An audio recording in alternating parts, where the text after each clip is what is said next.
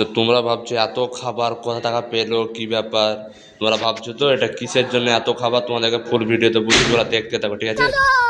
তো আমরা সকাল সকাল চলে এসেছিলাম কাজ করার জন্য। কাজে এসে বলছে যে এই সব কাজ করতে হবে। আমরা ঝাড়াঝাড় পরিষ্কার করে নিলাম। পরিষ্কার করার পরে যে হোয়াইট সিমেন্টগুলো মারতে লাগলাম। হোয়াইট সিমেন্ট মারার পর দেখে নাও কীরকম লাগছে।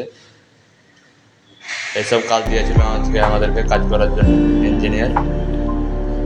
এইসব চেন্নাইয়ের কাজ বন্ধুরা, তোমরা দেখতে পাচ্ছ। এভাবে সব ক্লিয়ার করে নিলাম আমরা। মেরে দেওয়ার পর এরকম ফিনিশিংটা দেখে নাও কীরকম লাগছিলো। ফিনিশিংটা কত সুন্দর লাগছিলো বাথরুমগুলো দেখে নাও সব। এই বাথরুম মধ্যে ভিডিও দেখাচ্ছি। এবার তোমরা বলছো যে ওই খাবারগুলো কোথা থেকে পেলে। আজকে আমাদের রান্না হয়নি সকালতে, তার জন্য ওই খাবারগুলো দোকান থেকে হোটেল থেকে কিনে নিয়ে এসেছিলাম। তার জন্য অত খাবার, 4 জনের খাবার, কতটা লাগছিল। খাবারটা বেশ ভালোই ছিল।